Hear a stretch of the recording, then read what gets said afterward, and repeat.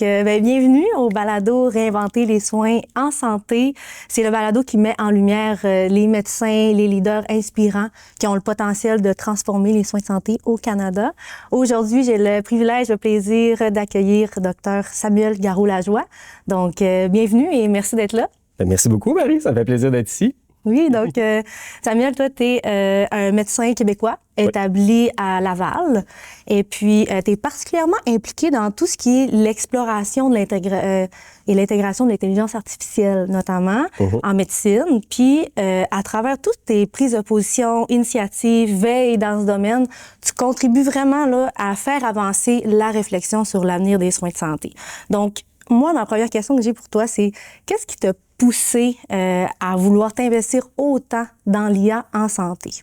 Écoute, c'est les défis auxquels on faisait face. Tu sais, je veux dire, la technologie en tant que telle, en médecine, en santé en général, on a vu ça arriver il y a comme une dizaine d'années. Mettons les premiers dossiers médicaux électroniques, ça va nous aider, tu sais, ça va accélérer les choses, ça va nous soutenir. Mais en fait, non, pas bien. Tu sais, ça a comme... On a pris des processus un peu lourds et bureaucratiques, puis au lieu de les faire sur papier, on les a faits sur l'ordi. Il y a eu pas beaucoup de gains de temps et des fois des pertes et davantage de charges cognitives, davantage de travail, j'ai envie de dire administratif, tu sais, du travail qui n'était pas vraiment de la médecine, qui n'était pas vraiment de soigner des gens. Puis de voir ça m'agaçait. Puis toute ma pratique, ça m'a tanné. Puis à un moment donné, je me suis dit, comme l'IA commençait, tu sais, 2022, ChatGPT arrivait, comme, hey, cette affaire-là, toutes les choses que je n'aime pas faire dans ma job, ça peut les faire à ma place. Ça va les faire à ma place.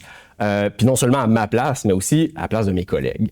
Parce qu'il y a un gros enjeu d'épuisement des soignants. Tu sais, l'AMC, l'Association médicale canadienne, a sorti un rapport il y a un mois ou deux, là, en janvier, comme quoi il y avait la moitié des médecins qui avaient des symptômes dépressifs et de ces médecins-là qui avaient été questionnés, plus de la moitié disaient que le fardeau administratif contribuait directement à leur épuisement professionnel.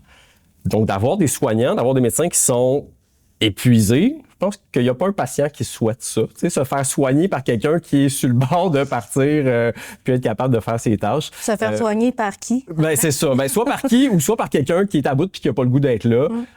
Donc, moi, je vois vraiment dans l'IA une façon de sortir un peu de cette situation difficile-là pour les soignants où les tâches qui sont un peu vides de sens, tu sais, faire du copier-coller, faire taper des notes, des choses comme ça, sont faites par quelque chose d'autre. Tu sais, dans un monde idéal, ça serait quelqu'un d'autre. Ça pourrait être des infirmières, ça pourrait être des gens qui ont assez de connaissances médicales, qui ont le vocabulaire, qui sont capables de le faire pour nous. Tu sais, il existe des scribes humains qui écrivaient les notes à la place des médecins, disons, avant la vague d'IA. Mais ils sont loadés déjà aussi. C'est certain. Tu sais, c'est des humains. Fait qu'ils se fatiguent, ils ont de la misère à comme suivre la cadence. Fait que là, vraiment d'avoir des solutions technologiques qui viennent enlever du fardeau au lieu d'en rajouter, c'est ça qui est la nouveauté puis qui, moi, m'a vraiment allumé puis mis la puce à l'oreille que hey, cette technologie-là, dis-je, ça va nous aider. Ça va nous sortir du trou. Fait que de ce que je comprends, c'est que tu es vraiment un AI enthousiastique, tu l'adoptes. Puis c'est à quel moment est-ce que toi, tu as réalisé que ça allait bouleverser la médecine puis que tu t'es dit, je ne suis pas qu'un simple spectateur, je veux vraiment être un leader dans cette industrie-là? Je crois que c'est un constat qui s'est fait en posant des questions. Au début, tu sais, quand il a commencé à s'intégrer dans les processus cliniques, c'est comme, je vais aller demander au Collège des médecins qu'est-ce qu'ils en pensent, je vais aller demander à la CPM, je vais aller demander à... Puis j'avais des réponses de gens qui ne savaient pas plus que moi. Fait que j'ai vu l'opportunité où, il y a comme personne qui était prêt à ça. On est face à ce défi-là. Les gens sont pas vraiment outillés en termes d'information, en termes de connaissances. Fait que je vais le faire. Je vais embarquer, je vais me mettre sur toutes les listes de diffusion de nouvelles études, de newsletters, les gens que je peux suivre sur LinkedIn, puis je vais absorber cette information-là. Puis je vais la translate, je vais l'amener au Québec dans où est-ce qu'on peut l'intégrer dans nos processus cliniques. J'adore. Ouais. Tu as pris une place qui avait pas personne qui prenait un peu ce lead-là encore. Donc, c'est vraiment génial. Exact. Puis là, on est rentré dans le vif du sujet, mais on va prendre un petit step back pour voir un peu ton parcours. Tu sais, tu as commencé ta pratique, tu as fait ta résidence en milieu hospitalier. Après ça, tu as travaillé en CHSLD. Après ça, pratiqué en GMF. Peux-tu nous raconter un petit peu dans tes mots ton cheminement pour que l'audience connaisse un peu plus ton parcours personnel? Bien sûr. Tu sais, moi, je me voyais comme médecin de famille faire mettre femme de bureau, puis suivre des bébés jusqu'aux vieillards, comme toute leur vie, puis ne faire que ça. Mais après 4-5 ans, à ne faire que ça, je trouvais que j'avais un petit peu pas fait le tour, parce qu'il y a toujours de la nouveauté, il y a toujours des choses qui sortent, des études scientifiques, des nouveaux médicaments, les patients, il n'y a jamais rien de pareil. Mais je trouvais que dans cette tâche-là, j'avais vu pas mal, disons, l'ampleur, puis j'avais de la misère à me projeter, à me dire, hey, dans 25 ans, je vais encore faire exactement ce cheminement-là. Fait que j'ai cherché des façons de diversifier ma pratique. Fait que les premières affaires que j'ai fait des désensibilisations allergiques. Je faisais des piqûres pour essayer d'enlever les allergies aux gens. C'était intéressant, c'était le fun, c'est quand même pas mal technique, pas mal manuel. Le CHSLD, ça a toujours été une bonne variété, parce que le CHSLD, c'est des patients très malades. Tu sais, c'est les gens qui sont les plus malades, qui sont en perte d'autonomie, qui sortent de l'hôpital.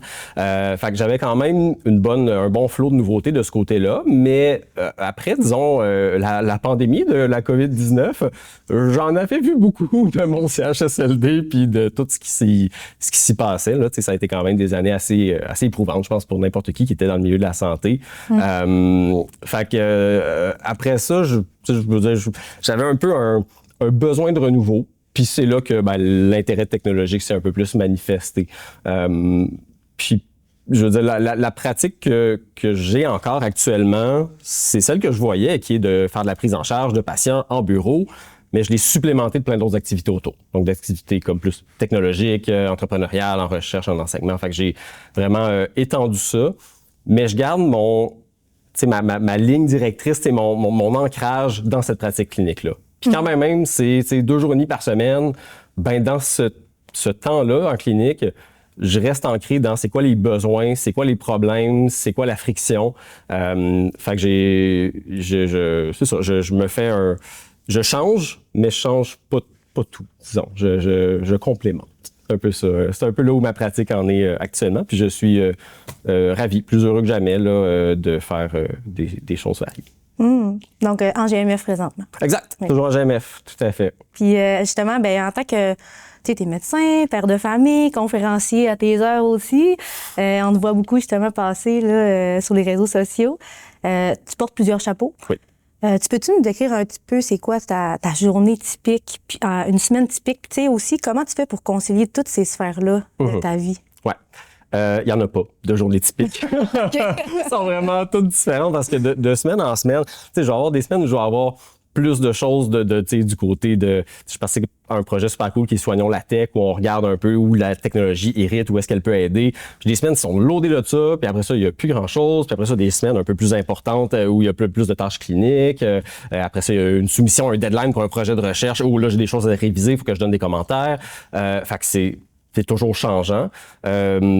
Comment je deal avec ça? C'est une bonne question. Je te dirais que mon Google Agenda, il est comme très, très bien organisé. J'ai comme pas le choix. Okay. Malgré ça, j'ai réussi à être en retard dans certains événements. Ouais, écoute, c'est quand même un défi un peu de tous les instants de gager combien de temps j'ai à donner pour chaque chose. Parce qu'évidemment, des fois, il y a des conflits. Donc, il y a des choses qui ne sont... je peux pas être à 8 places en même temps. Fait qu'il y a de la priorisation que je dois faire. Puis, ce qui passe en premier, c'est ma famille, mes patients. Puis après ça, c'est le reste. Puis toi, t'es où là-dedans? Ah, moi, au travers tout ça. Moi, de faire ces implications-là, c'est ça qui me nourrit, c'est ça qui me permet de me réaliser davantage comme humain, comme personne. Puis ne pas avoir de ça, tu sais, avoir, mettons, une petite pratique, puis beaucoup de temps libre à faire, je sais pas, n'importe quoi, je serais moins heureux que je suis là. Parce que là, j'ai du plaisir à faire toutes ces choses-là, et en plus, j'ai un sentiment de, hey, je contribue à la société dans un sens, à la médecine, à l'avancement de toutes ces choses-là, à garder le Québec pas trop en retard technologiquement. Fait que j'ai beaucoup de satisfaction. Fait que moi, je me réalise au travers de tout ça, au travers de tous ces rôles. C'est des beaux mandats que tu te donnes, là, comme tu dis, garder le Québec technologique en médecine, tout ça. En pas ça tout sur mes épaules, évidemment. Ben quand même, tu es initiateur quand même de un peu cette idée-là, ce mouvement-là. Oui. Puis là, en ce moment, tu travailles au GMF Montreuil. C'est ça. Comment est-ce que tu définis le succès de ta clinique? Là? Tu sais, les indicateurs de performance un peu pour suivre le succès de la clinique. À quoi ça ressemble, là, une vraiment bonne journée dans votre clinique? Tu sais, mettons, je vois ça comme deux aspects. Un GMF, tu as des choses qui sont vraiment très chiffrables, des métriques, donc il y a de l'accès. Tu sais, les patients sont capables d'avoir des rendez-vous. Le sans rendez-vous, il y a de la place. Tu sais, on voit nos patients en dedans de tant de jours. On prend en charge tant de nombre de populations. Donc ça, c'est des choses qui sont importantes. Mais ces choses-là dépendent d'avoir un système en arrière qui est soutenable, qui est humain. Fait que de dire tous les médecins vont voir 20 patients dans leur demi-journée de sans rendez-vous, ben bravo, tu vas avoir un bon accès, mais tu vas avoir des soignants qui vont être épuisés puis qui vont partir en burn-out dans un mois ou deux. Fait il y a les indicateurs, les métriques qui sont comme les hard metrics, puis il y a ce qui est humain en arrière, ce qui permet de les atteindre, ces choses-là. Puis d'avoir une équipe qui est motivée, qui a le goût d'être là, qui a le goût de venir, qui a un esprit de collégialité, qui veulent travailler ensemble pour faire mieux, c'est ça qui permet d'avoir, après ça, d'atteindre les autres métriques de succès. Que ça soit sustainable dans le temps, exactement. Que ça soit durable. C'est qui s'occupe de faire la définition? Est-ce que c'est vous, en tant qu'équipe, que vous définissez ça ou ça vient du talent? Je pense que ça se fait... Ça dépend. J'ai été dans quelques GMF différents, j'en ai visité, puis un peu comme des entreprises, les GMF, ils ont un peu leur esprit, un peu leur culture d'entreprise. Il y en a qui ont ça de façon très structurée. Un comité social, ils organisent des événements, puis ils font des soirées. Puis il y en a d'autres où ça se fait de manière un peu plus coin de table, un peu plus familier, puis improvisé. To each their own, là, je veux dire, je pense que les gens quand ils choisissent un milieu de travail, ils en visitent plusieurs, ils parlent à différentes personnes, puis il y a quelque chose qui les accroche. Ça peut être, les locaux, les bureaux, les professionnels autour, mais c'est souvent les collègues. Puis, c'est ça, je pense on trouve, chaque groupe va trouver sa recette qui fonctionne.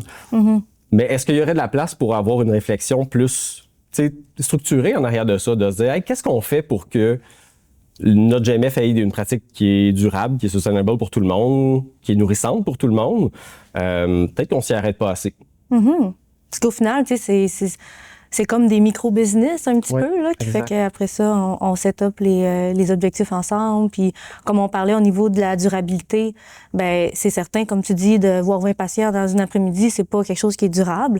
Mais de prendre le temps de s'asseoir ensemble puis de dire, qu'est-ce qui est durable, qu'est-ce qui prend en compte et les métriques de performance et les humains qui sont derrière, là. Oui, ça, je pense que c'est du temps qu'il faudrait davantage comme réseau de la santé ou comme professionnel ou comme gestionnaire, créer ce temps-là, créer cet espace-là, parce qu'en ce moment, je pense que ça se fait peut-être en parallèle de d'autres choses, ces réunions de service, puis on va avoir un petit 2 mots, un petit 2 minutes là-dessus à la fin. Il y aurait de l'espace parce que ça soit davantage intégré dans nos processus, dans nos habitudes. À suivre pour l'année qui s'en vient. Ben oui, pourquoi pas. Puis, justement, il y a quelques années, autour de 2024, 2025, là, tu t'es mis à t'impliquer rapidement et beaucoup dans plusieurs projets.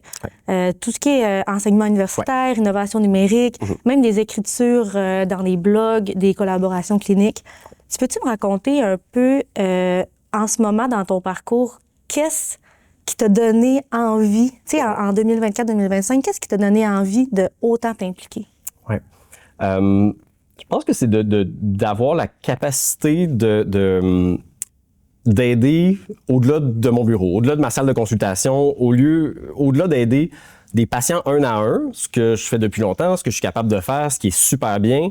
Mais là, je peux aider comme un peu plus largement. Ou si je suis capable d'enseigner à un groupe de 50 médecins comment se servir d'un outil spécifique qui va les aider à prendre les meilleures décisions. Hey, c'est pas juste 50 personnes que je viens d'aider, c'est 50 personnes fois leur caseload de 1000 patients chaque. Fait que j'ai vraiment l'impression qu'en prenant ces positions-là, qui sont plus dans l'enseignement, dans la diffusion de connaissances, dans le transfert de connaissances, j'ai un impact qui est vraiment plus grand que simplement trouver des bons outils puis m'en servir pour moi puis mes patients. Ça, c'est le fun pour moi puis c'est le fun pour mes patients, mais de diffuser davantage la connaissance puis d'essayer de pousser un petit peu plus loin qu'est-ce que comme profession on est capable de faire, de repousser la limite de ce qu'on est en mesure d'offrir comme service en utilisant la technologie, puis juste en allant montrer des choses le fun à mes collègues. Parce que c'est ça qu'il y a de très cool de l'IA, c'est que ça se montre. C'est des démos. C'est « Hey, regardez, j'ouvre la fenêtre, je rentre un prompt, il sort ce résultat-là qui est incroyable. » Les gens sont comme « Wow, ouais, on peut faire ça maintenant. » C'est super gratifiant. Puis, c'est ça, c'est pas quelque chose qui est si difficile à montrer. J'ai fait l'erreur au début de parler un petit peu trop de machine learning, puis de type de variété d'intelligence artificielle. Les cliniciens, ils ont comme une capacité d'attention par rapport à ces sujets-là qui est un peu plus limitée. Mais quand tu vas les rejoindre dans « Hey, ça va t'aider, ça va aider tes patients », c'est là qu'ils accrochent. Fait que le théorique, ça passait pas super bien entre toi et moi. Mais t'es comme un caméléon un peu, là. Tu peux aller parler autant à ceux qui sont plus directs, dis-moi qu'est-ce qui est what's in it for me, un petit peu. Mais aussi il y en a d'autres, là, comme toi, qui sont très enthousiastes avec la technologie puis qui aiment ça parler du technique. Donc, ça doit être plaisant d'avoir ces deux types de rencontres pour toi. Puis, parler avec des cliniciens qui sont, techno, mais parler aussi avec des entreprises technologiques. Ça aussi, c'est le fun. Ça aussi, c'est cool parce que là, je me prends un petit peu comme porte-parole des cliniciens à aller verbaliser dans un langage qui est un peu plus compréhensible pour des équipes produits, pour des équipes techno. Mais c'est ça le feedback que les cliniciens ils aimeraient ça vous donner, mais que des fois, ils n'ont pas les mots, ou comme ils n'ont pas le temps de vous le dire, ou il n'y a pas d'adéquation qui se fait. Fait que d'être un peu de l'interface entre ces deux choses-là, moi, t'as dit caméléon, c'est une bonne allusion parce que j'aime ça être à l'interface de l'IA et la médecine, la technologie puis les soins de santé. Fait qu'il y a comme un genre de rôle de courroie de transmission entre différents domaines que j'aime bien prendre, effectivement. Vraiment. Puis, ça nous amène très bien aux prochaines questions que je voulais te poser. Je voulais que tu me parles plus de VETED Medical. Commence par me dire, c'est quoi ton rôle en ce moment dans ce projet-là? Tout à fait. Donc, dans VETED Medical, dans le fond, c'est une entreprise que j'ai cofondée avec mon partenaire qui est Dr Vincent Dumouchel. Puis ce qu'on fait, c'est qu'on essaie de rendre l'intelligence artificielle plus sécuritaire dans les soins de santé. Donc, on a vraiment un aspect safety où on voit des dérives de l'IA. On voit qu'est-ce que l'IA peut faire en santé mentale, on voit qu'est-ce que l'IA peut faire. Je veux dire, il y a eu des événements graves au pays, des shootings qui sont arrivés où l'IA est impliquée, la personne soit qui s'est enlevé la vie ou qui a fait un acte violent a interagi avec l'IA juste avant, puis il n'y a pas eu de red flags qui se sont allumés, il n'y a pas eu de warning, il n'y avait peut-être pas assez de protection technologique face aux utilisateurs. Fait qu'on a vraiment une posture d'aller aider à soit créer ces balises-là ou à améliorer les technologies existantes. Donc, il y a quelque chose en médecine qui est le peer review, donc les pairs vont évaluer les résultats scientifiques et dire oui, ça a du bon sens, allons-y, publions, puis ça maintenant, ça va être la science, ça va être la connaissance. Ben dans l'IA, on peut faire la même chose. On peut prendre des cliniciens, on peut les mettre devant soit un outil technologique, un jeu de données, des notes à annoter, puis les cliniciens ils disent oui, ça a du bon sens, ça n'a pas de bon sens. Puis après ça, on redonne ça dans la machine et la machine s'améliore.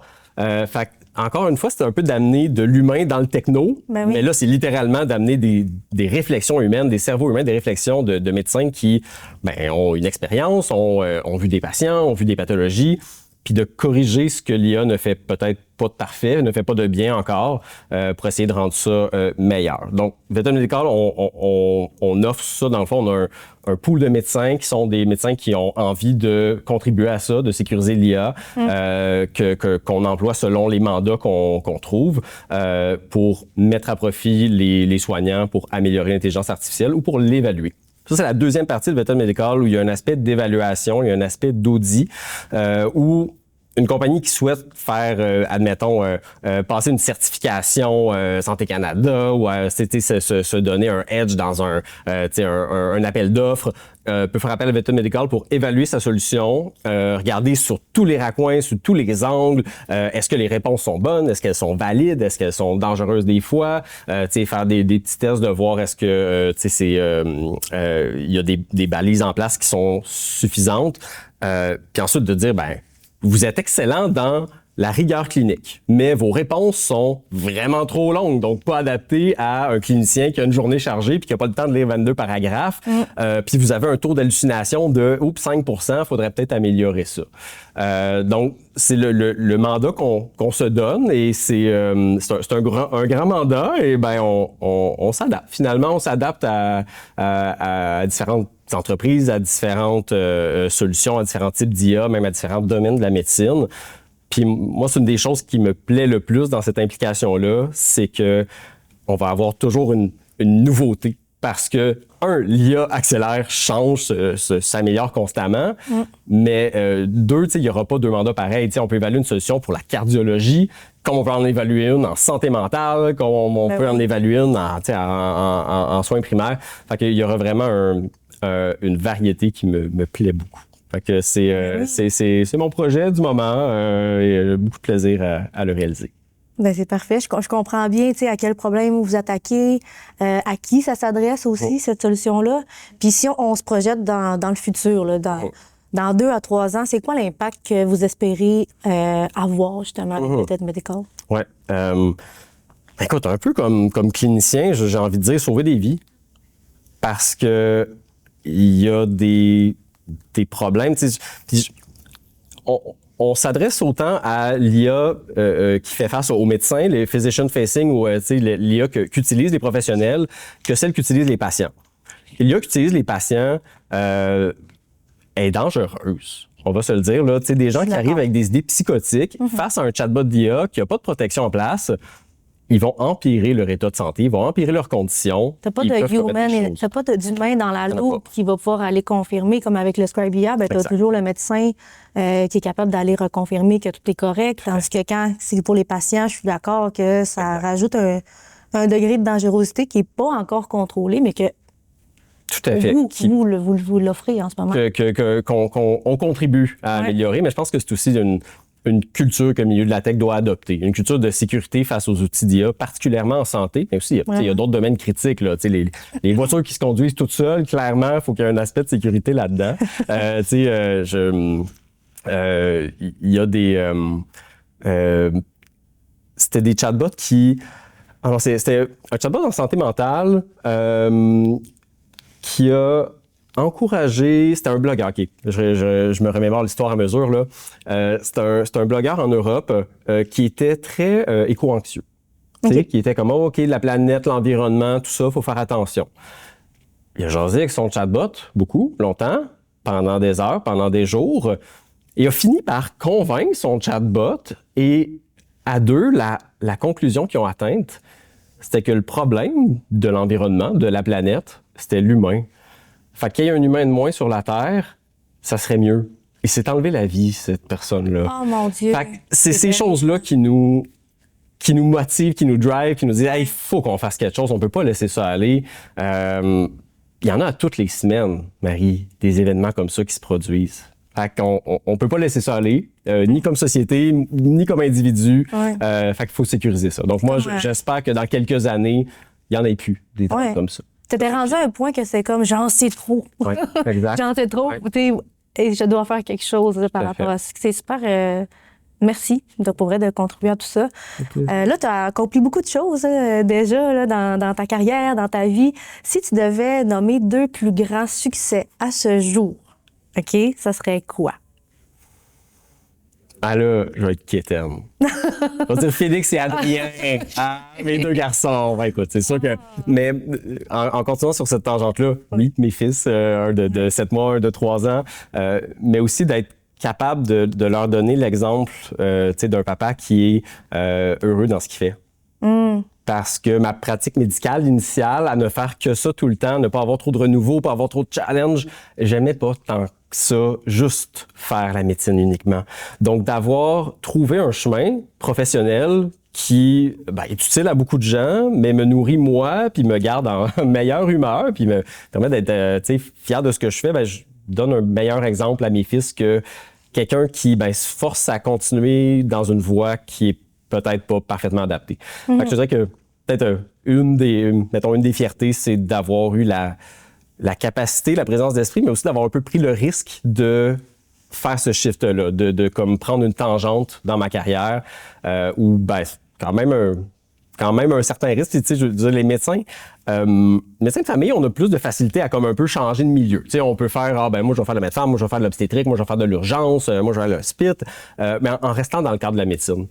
Donc, d'avoir été capable d'un peu briser ce carcan-là, de sortir de là, puis de peut-être aussi donner l'exemple à mes collègues qui peuvent faire ça, qui peuvent s'impliquer. Ils peuvent s'impliquer en tech, ils peuvent s'impliquer en policy, ils peuvent s'impliquer dans plein d'affaires en dehors. Parce qu'on a des choses à apporter. Oui, on est bon pour soigner les gens. Oui, on a été formé pour ça, mais on a eu une formation puis une vision qui nous permet après ça d'aller aider de d'autres façons, qui sont pas du soin direct, mais qui aident indirectement. Je suis fier de ce parcours-là. Oh, j'aime ça. Puis, si tu avais 2 rêves, tu sais, 2 choses que tu aimerais vraiment accomplir, là, qui est sur ta bucket list, un peu des objectifs grands là, à long terme, ce serait quoi? Écoute, je pense que le jour où je pourrais dire hey, j'ai réussi à rendre, ne serait-ce que un système, un outil, une chose plus sécuritaire qui n'aura pas d'impact négatif sur les gens, ben, je vais déjà avoir accompli quelque chose qui est de grand. Tu sais, je veux dire, la bucket list est un peu dure à nommer en ce moment, Marie, parce que hey, dans 5 ans, là, l'IA et la médecine, j'ai aucune idée où est-ce qu'on va être. J'ai aucune idée, ça évolue tellement vite. Il y a tellement de changements de semaine en semaine puis de mois en mois que, écoute, j'ai le goût de te dire que ma bucket list est un petit peu à court terme. Tu sais, j'ai un peu de difficulté à me projeter comme professionnellement super, super loin. Tu sais, est-ce que même dans 10 ans, il va encore avoir des médecins en pratique? Tu sais, c'est à ce point-là, là, tu sais, on se pose ces questions-là. Là, tu sais, je veux dire, il y a... en fait, c'est sûr que la pratique va avoir changé. Elle va être différente, c'est garanti. J'espère qu'elle va être mieux. J'espère qu'elle va rester humaine. J'espère qu'elle va devenir plus humaine. Mais c'est ça. J'ai ce souhait-là que on puisse avoir une amélioration. Puis j'ai pas de... J'ai la misère à mettre une métrique claire et nette C'est là-dessus. correct. Ça montre que, tu sais, en ce moment, t'es sur ton X, puis tu enjoy, tu profites du processus, puis de vraiment chaque journée. Hein. Entièrement. Puis, tu sais, pour revenir un peu à la profession de la médecine, qu'est-ce qui t'a initialement poussé à vouloir être médecin, puis qui continue de te passionner aujourd'hui aussi? Ouais. C'est quand même drôle ça, parce que quand j'étais au cégep, j'ai eu une rencontre avec les API là, qui nous aident un peu à nous orienter, à choisir les carrières, tout ça. Puis l'API, elle m'a demandé, comme elle regardait ma cotère, t'es comme, tu sais, qu'est-ce que tu veux faire? J'étais comme pas bien sûr à ce moment-là. Moi, je suis pas quelqu'un qui toute son enfance rêvé de devenir médecin. En fait, je voulais être pharmacien. Okay. Puis ce que je lui ai répondu à l'API, c'est, je vais faire quelque chose dans le domaine de la santé, mais pas la médecine. Parce que j'avais pas la cotère pour, donc j'étais juste, on va exclure ça, cette affaire-là. Puis finalement, mon cheminement, en fait, que j'ai commencé l'université, j'ai fait un peu de biochimie, puis là, j'avais comme des bons résultats qui m'ont permis d'appliquer à la fois en pharmacie, je me voyais pharmacien toute ma vie, là, puis en médecine. Parce que, mes colocs étaient en médecine, ça avait l'air le fun, je vais m'essayer, je vais essayer d'appliquer. J'ai fait les entrevues, j'ai fait le processus, puis crime, j'ai été pris. C'est un peu arrivé, pas par hasard, mais c'est pas un chemin que j'avais tant que ça réfléchi. Puis ce qui m'a vraiment, ce qui me motivait à aller vers la médecine, c'était d'avoir beaucoup à apprendre. Puis c'est un peu là que j'ai fait mon cheminement en médecine, c'est comme un 7-8 ans quand même d'apprentissage intensif. Et ensuite, une fois que tu arrives en pratique, là aussi, tu as beaucoup à apprendre encore. Là. C'est pas vrai que quand tu as fini ta formation comme médecin, tu as tout appris, loin de là. Donc, cette soif-là de connaissances, puis de nouveautés, puis d'avoir des choses à apprendre, c'est ça qui m'a amené vers la médecine dans mes choix. Puis, c'est ça qui, après ça, m'a même amené à continuer puis à changer vers la médecine / technologie. Parce que j'avais l'impression que, oui, il y a des choses à apprendre, j'ai toujours plein de choses à apprendre, mais il y en a plus de ce bord-là. Je vais aller dans ce chemin-là. Il y a plus d'inconnus, il y a plus de choses à apprendre, à maîtriser. Fait que je pense que ma motivation initiale d'aller en médecine m'a aussi un peu pas éloigné de la médecine, mais m'a sorti de 100% de pratique clinique. Donc, d'aller chercher toujours comme une stimulation plus intellectuelle de comme, hey, tu sais, ça, c'est disons, c'est ça, c'est un terreau fertile pour apprendre des nouvelles affaires. J'aime ça. Tant la médecine que maintenant l'IA appliquée à la médecine. Absolument. Ouais. Puis qu'est-ce qui est le moins passionnant dans la médecine? Ben là, facile, c'est la paperasse. C'est facile. Écoute, d'avoir à recopier la même information à 3 places différentes parce que il y a des formulaires, il faut les remplir, puis que, tu sais, je veux dire, ça se fait pas tout seul, puis c'est exigé. Ça, c'est quelque chose qui draine, là. C'est vraiment quelque chose qui prend de l'énergie. Dans les choses qui nourrissent le plus l'épuisement professionnel, il y a des tâches vides de sens, là. Ça, c'est vide de sens en temps, là. Tu sais, recopier de l'info. Je dirais aussi une des choses qui n'est pas évidente, c'est dealer avec les... ça, au Québec, honnêtement, on est choyé là, avec notre système de santé public, tout ça, mais avec comme les assureurs, puis des gens qui ostinent un petit peu, puis tu sais, des gens comme, un employeur qui veut que l'employé retourne au travail absolument, vite, de l'assurance invalidité. Ça, c'est une des choses qui, dans ma pratique, m'irrite un petit peu plus, mais... Ça fait partie du système dans lequel on exerce, puis c'est nettement moins pire qu'ailleurs. Tu sais, je veux dire, dans d'autres pays, tu as à faire ces démarches-là pour l'ensemble de tes patients tout le temps. Nous, c'est quand il y a des histoires d'invalidité ou des histoires d'assurance, de CSST, de SAC. Donc, je m'en plains, mais comme pas tant que ça. Et on est capable de dealer avec ça. La paperasse, c'est pire. La paperasse, on travaille là-dessus. On travaille là-dessus. Puis, mais y a-t-il une différence pour toi, mettons, paperasse papier, comme tu disais, puis paperasse numérique? Ou les deux, c'est égal? Hey, c'est similaire. Similaire? C'est similaire. Même, il y a des choses que j'haïs pas ça les avoir en papier. T'sais, parce que des fois, cliquer, changer d'onglet, changer de fenêtre. On coupe sur mon Une feuille de papier, tu peux. Non, mais ça dépend des outils. Mais en fait, ça dépend des outils avec un S. Là, c'est parce si tu as des feuilles de papier sur ton bureau, tu as des feuilles de papier sur ton bureau, puis tu les organises dans l'ordre que tu veux. Mais quand tu as des outils numériques, puis ça, je pense peut-être plus en milieu hospitalier où tu as plein de logiciels. Tu as un logiciel pour les labos, tu as un logiciel pour la radiologie, tu as un logiciel pour les archives, tu as un logiciel pour n'importe quoi. Puis là, tu as 4 fenêtres, puis là, il faut que tu joues entre une puis l'autre. Ça, c'est pire que de la paperasse. Ça, c'est pire que du papier. Les clics, des fois, c'est pire que le papier. C'est, comme je disais d'entrée de jeu, de prendre des processus pas efficaces, qui n'ont pas l'utilisateur comme point central, de les prendre papier puis de les mettre numérique, ils restent tout aussi détestables, ces processus-là. Puis ça, c'est une des choses qui, dans la révolution, les changements qui ont lieu en ce moment par rapport à l'IA, c'est qu'on ne fasse pas ces erreurs-là. Qu'on ne reprenne pas des processus push puis juste mettre de l'IA dedans. Repensons-les. On a une nouvelle plateforme, on a des nouveaux outils, on peut faire des nouvelles affaires.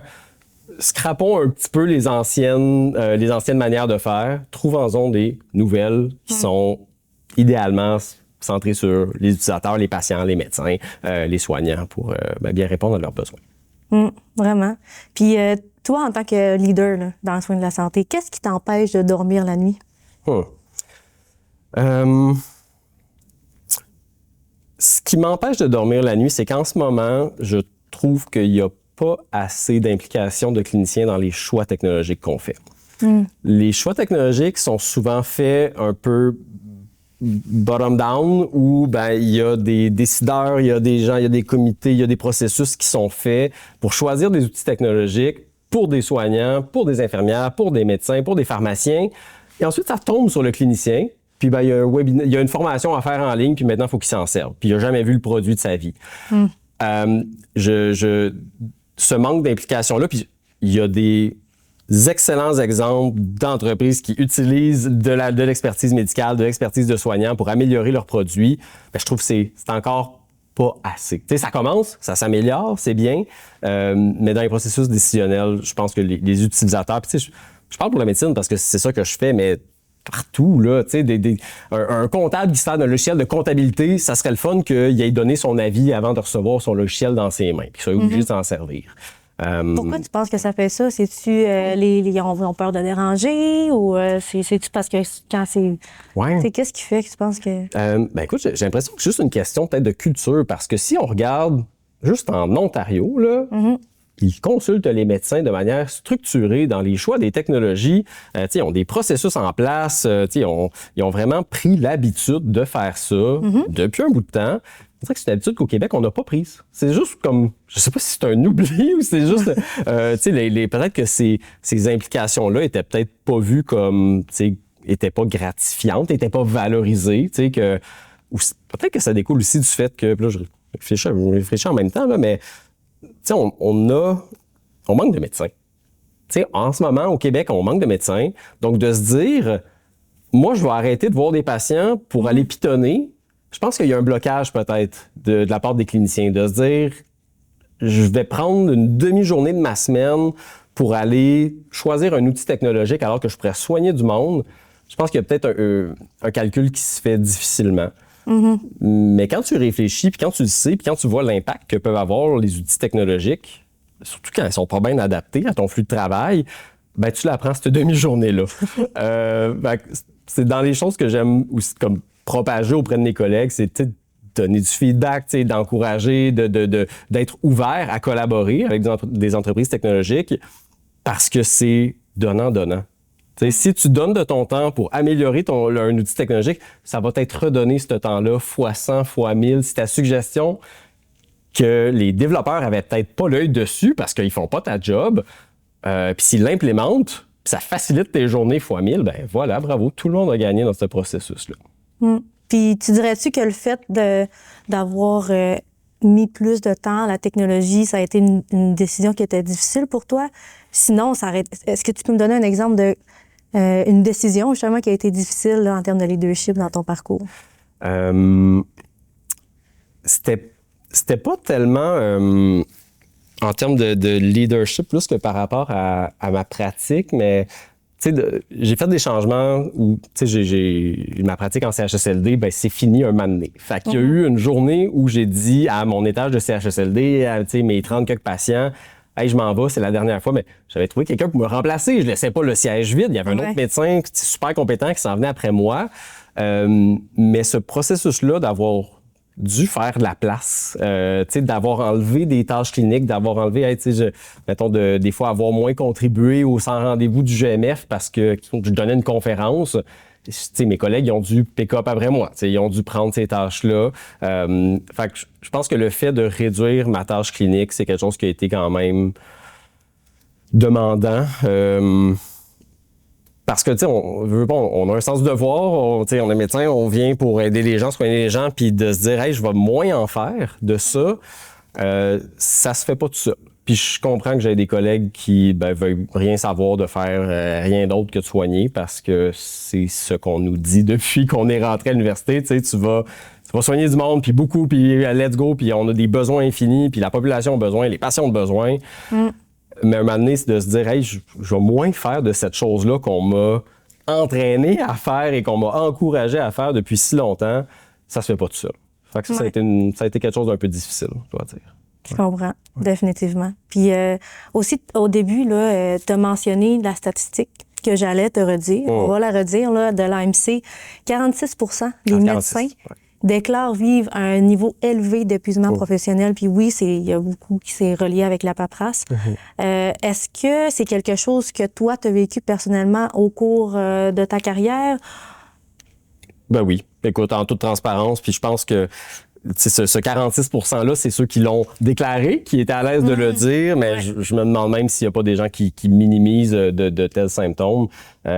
C'est super gratifiant être médecin, être un soignant, mais ça coûte aussi. D'accueillir de la douleur, de la détresse, de la misère, de donner des mauvaises nouvelles, ça prend quelque chose. Ça prend beaucoup d'humanité pour être capable de faire ça. Puis si t'en fais trop ou t'en fais dans des contextes qui sont pas idéaux, qui sont pas facilitants, ça prend un coup. Ça a un coup. Puis, une personne très empathique aussi, là, ça devait pas être toujours facile de faire la coupure un peu entre OK, c'est... Ouais, tout à fait. Puis encore plus, tu sais, en médecine de famille où tu as une relation avec des gens depuis 7-8 ans, tu connais leur famille. Puis là, il leur arrive un diagnostic terrible, super poche, pronostic limité. Comme tu connais toute leur vie, toute leur famille, tu sais quel impact ça va avoir après ça sur tes autres patients qui sont leurs enfants, mettons. C'est ça. Il y a comme un... Tu sais, je veux dire, dans notre processus dans notre formation puis dans notre pratique, on se fait une petite carapace, veut pas. Il faut pas qu'on ramène tout ça à la maison, sinon ça serait invivable. Mais ouais, il y a une part juste du soin en tant que tel qui est pas facile. Qui est pas facile, mais comme d'entrée de jeu, c'est gratifiant. Tu retournes à la maison après ça, t'es comme hey, j'ai pu aider des gens, ou même ces personnes-là qui ont des diagnostics difficiles, ben, tu les accompagnes, tu leur donnes la meilleure information que tu peux leur donner, puis tu les diriges à la meilleure place que tu peux, tu fais le maximum. T'sais, des fois, la santé étant ce qu'elle est, tu n'as pas le contrôle sur tout du tout, loin de là. Ouais. Mais tu peux quand même avoir l'impression d'avoir accompli quelque chose puis de bien faire des choses quand il y a des événements difficiles, des choses difficiles avec tes patients. Puis pour un médecin là, qui vivrait en ce moment un début là, d'épuisement professionnel, qu'est-ce que tu aurais à lui dire pour l'aider à rester résilient, maintenir un certain équilibre et tout ça? Qu'est-ce que tu lui dirais? Je lui dirais qu'il peut pas soigner les autres s'il est pas... Il prend pas soin de lui. Tu peux pas prendre soin des autres si tu prends pas soin de toi en ce moment. Puis si ton objectif, c'est vraiment de soigner tes patients puis d'être là pour eux, prends soin de toi d'abord. Prends soin de toi d'abord puis ne te perds pas dans le travail. Il y a un perfectionnisme puis un aspect de workaholic qui est un peu encouragé dans la profession médicale. Ouais. Laissons ça de côté. On est des humains, on a des limites. Reconnaissons ces limites-là, puis parlons-en. Quelqu'un qui est sur le bord de l'épuisement comme ça, là, d'en parler aux collègues, de dire « Hey, je file pas en fin de semaine, faire ma garde » ou on va comprendre, on vit tous la même chose, puis ben il y a des gens qui ont des passes plus difficiles que d'autres, puis c'est correct d'en parler puis d'être transparent avec nos équipes par rapport à ça. Vraiment. Puis de pas avoir honte. D'en parler à un humain. Oui. Aussi. Entièrement. Oui. Puis là, je t'amène ailleurs. OK. On va parler du futur. Imagine là, que tu te réveilles demain matin, puis tu es le ministre de la Santé. C'est quoi la première chose que tu fais? J'ai dit non, je veux pas. OK, non, correct. Non. On va te le donner correct. pour 5 minutes. OK, 5 minutes, correct, 5 minutes. Okay. Nomination temporaire. C'est ça. Ouais. C'est quoi la première et la plus importante chose que tu fais? Écoute, dans les choses telles qu'elles sont là, actuellement au Québec, ce que je fais, c'est que j'essaie de donner un accès aux patients à leurs informations de santé qui a du bon sens, qui leur permet de prendre en charge leur propre santé. Je pense que c'est quelque chose où on a un carnet santé qui permet de voir un peu ses résultats de labo, un petit peu ses résultats d'imagerie, mais d'avoir un outil qui autonomise les patients davantage, tout le monde va y gagner. Les patients vont y gagner, mais les soignants aussi. Puis le fait qu'on a un nombre limité de soignants, mais une infinité de gens à soigner, il faut que les citoyens soient davantage impliqués dans leurs soins, qu'ils aient une meilleure compréhension, qu'ils aient une meilleure littératie de leur santé. Puis si on leur donne pas d'informations sur leur propre santé, ben pauvres eux, ils peuvent pas la trouver dans les arbres. Puis ils vont pas aller aux archives de l'hôpital se faire sortir leur compte rendu. Donc de prendre de l'information, l'information des patients eux-mêmes, puis de leur resurfacer, de leur redonner, hey, comme tes LDL, ton mauvais cholestérol, il a augmenté, fais quelque chose par rapport à ça, sans que ça repose toujours sur, il faut que le médecin le dise aux patients. Je pense qu'il y a une transparence qui manque un petit peu dans la communication des informations par rapport à la santé des gens. Puis c'est un endroit, c'est un chemin qu'on va devoir absolument prendre bientôt parce que on peut pas se permettre de... Moi, je peux pas me permettre de juste rappeler tous mes patients pour leur dire qu'une valeur de leur labo était pas parfaite. Donc, si eux peuvent le constater par eux-mêmes, avoir le résultat et peut-être avoir une ressource puis une information fiable à suivre, là, ça va enlever beaucoup de stress sur les soins de santé. Ça va rendre les citoyens plus conscients de leur santé, plus autonomes dans celle-ci. Ça serait la chose que je ferais unique, ça serait ça de avoir un système centralisé où l'information se trouve, où le patient peut consulter son propre dossier médical complet, tous ses diagnostics, tous ses antécédents, tous les médicaments qu'il a pris, les résultats de labo, name it, là, tout. Mais dans un format qui est compréhensible pour lui. Absolument, vraiment. Merci, Monsieur le ministre. C'est tout. C'est bon, je démissionne. Quand on regarde là, au niveau de l'intelligence artificielle, ça évolue rapidement en santé. Qu'est-ce qui t'enthousiasme le plus et qu'est-ce qui t'inquiète le plus? Ce qui m'enthousiasme le plus, c'est le fait que l'IA at scale et comment elle évolue en ce moment va nous permettre d'avoir une médecine qui est vraiment plus personnalisée, qui va être vraiment plus adaptée à un individu. En ce moment, là, on a une ligne directrice d'hypertension artérielle, puis les 3 premiers médicaments que tu dois commencer, c'est ces 3-là. Mais peut-être que pour toi, Marie, là, dans ces 3-là, il y en a un qui est vraiment meilleur que les autres. Puis pour s'en rendre compte, il va falloir qu'on l'essaye, tu vas avoir des effets secondaires, on va changer, puis peut-être qu'on va même pas changer, puis tu n'auras pas le meilleur traitement pour toi. Donc la combinaison de l'IA, de la génomique, juste d'analyser est-ce que la pharmacogénomique, tel médicament va plus aider telle personne, ou même tel aliment va plus aider telle personne, ça va permettre de vraiment personnaliser la médecine, puis d'avoir moins une approche de cookie cutter ou comme tout le monde c'est ça. C'est ça puis un des meilleurs exemples de ça, c'est le choix des antidépresseurs dans la dépression, le trouble anxieux. Hey, c'est de l'essai-erreur en tas, là. T'as une liste de 10, tu choisis, t'en essayes un. Puis, on peut se gager avec celui-là, il y a tel effet secondaire, parle au patient, est-ce que ça vous plairait moins comme effet secondaire que telle autre affaire? Hey, mais c'est de l'essai-erreur en tabarnouche. Donc, l'IA dans le choix des traitements, je pense, a beaucoup de promesses. Donc, côté espoir, à faire le fun, il y a ça. Côté inquiétude, j'ai peur des fois qu'on en laisse qu'on délègue un petit peu trop à la machine et qu'on ait un petit peu trop confiance en la machine. Puis ça, l'IA est bonne pour ça, pour nous mettre en confiance, dire des bonnes réponses, dire des choses qui ont l'air crédibles. Mais une des craintes que j'ai, c'est, admettons, un compte-rendu de sortie d'hôpital résumé par l'IA. Mettons un séjour à l'hôpital de 3 semaines. Il s'en passe des choses en 3 semaines, là. Le médecin screen ça, il dit OK, enregistré, ça a pris 10 secondes. Mais dans ça, il y avait une consigne qui était peut-être pas bonne pour le patient. Arrêtez votre anticoagulant, reprenez telle affaire, ou c'était juste quelque chose de transcrit qui n'a pas été bien compris, puis que ça a un impact après sur le patient. Fait que, autant je suis enthousiaste, il faut aussi s'en méfier de l'IA, de la technologie en général. Il faut garder un œil humain et un œil critique sur tout ce qui sort de la machine. Donc, on parlait tantôt de garder l'humain dans la loupe, là, c'est important. Puis oui, garder l'humain dans la loupe, mais aussi de lui garder une bonne place, de ne pas devenir des réviseurs d'IA. Je veux pas avoir 10 IA qui voient 10 patients, puis moi, il faut que je révise tous les comptes rendus. Je veux les voir, les patients. Je veux avoir un contact avec eux. Je veux qu'eux me voient, puis qu'on soit capable de communiquer. Donc, c'est ça, de peut-être trop en déléguer et de trop faire confiance. C'est les choses qui m'inquiètent un peu plus. OK. Puis, selon toi, là, c'est quel aspect du travail de médecin qui va être le plus impacté d'ici 5 ans?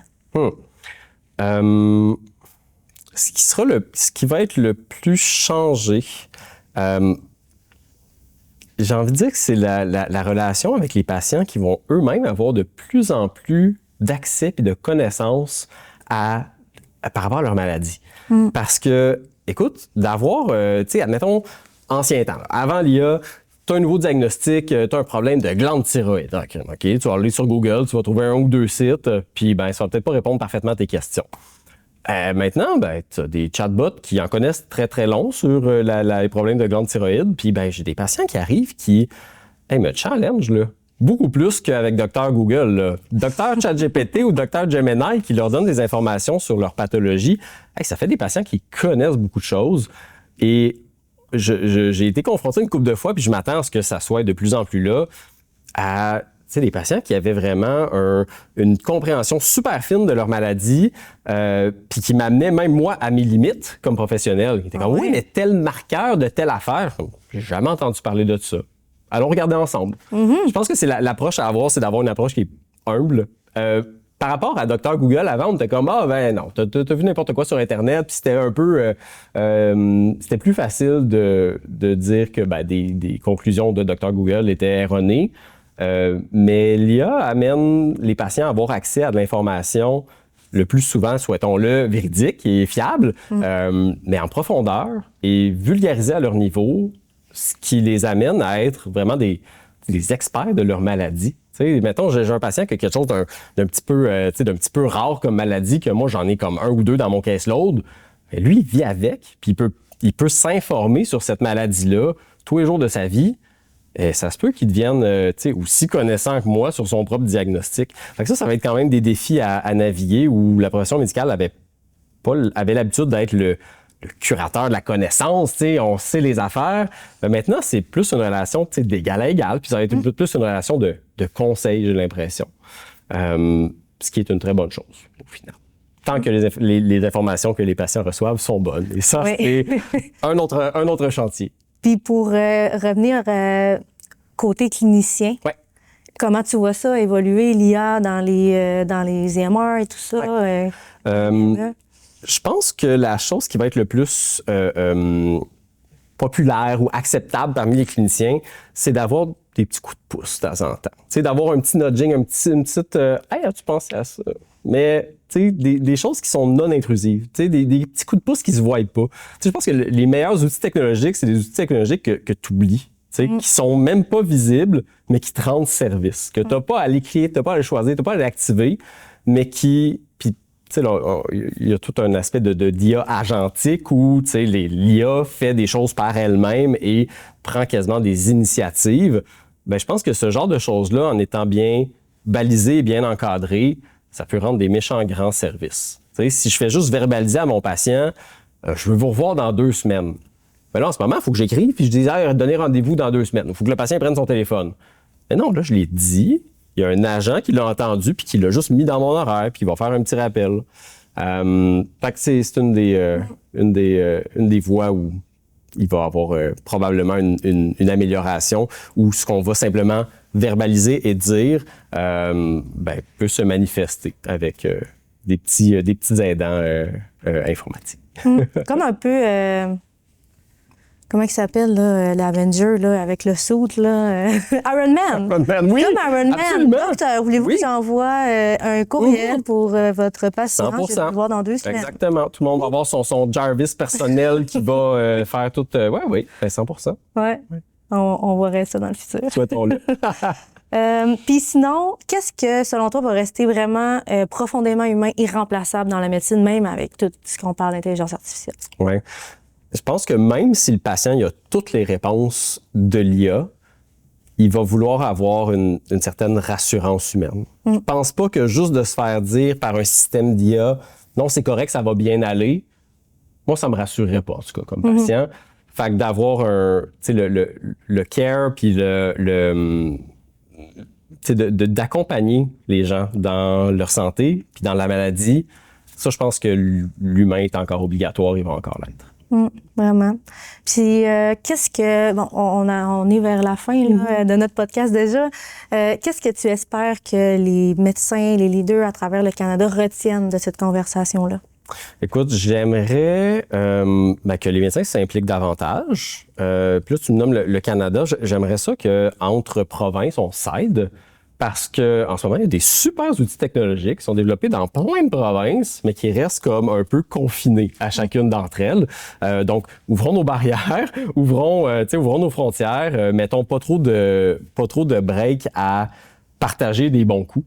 Partageons-les, nos bons coups, puis arrimons-nous un petit peu tous sur des standards similaires pour pouvoir reproduire ce qui se fait bien. Parce que ça, c'est difficile.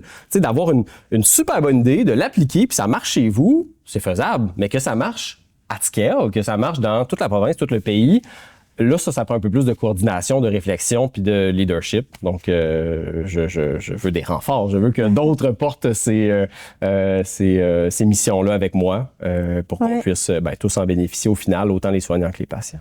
Vous avez compris, on veut d'autres docteurs, Pierre Lajoie, s'il vous plaît, des médecins impliqués dans la technologie. Exact. Puis, si on veut vous suivre là, sur les réseaux, dans vos implications, où est-ce qu'on peut en savoir plus sur votre travail, sur ton travail? Et puis aussi, si tu as des événements à venir ou des projets que tu aimerais dire, ce serait comme le moment de plugger tout ça. Oui, écoute, dépendamment quand est-ce que le podcast sort, j'ai mentionné Soignons la tech tantôt, mais on va publier notre rapport bientôt. Donc, le rapport qui est le compte-rendu de comme 1 an et demi plus de travail qui va un peu détailler ce qu'une cohorte de 40 cliniciens, patients partenaires ont réfléchi, ont sorti de leur tête. Fait que si c'est pas sorti, ça va être incessamment. Sinon, je suis sur LinkedIn. Là. Vraiment, c'est le réseau social où on peut me trouver le plus. Puis autrement que ça, écoute, les événements de tech santé au Québec, name it, je risque d'y être. C'est parfait. Mais je te remercie beaucoup d'avoir été là. C'était très inspirant. J'ai beaucoup aimé notre conversation. Puis je suis certaine que ça va avoir inspiré beaucoup de leaders, beaucoup de médecins partout au Canada. Et merci à toi, Marie. Ça a été un plaisir.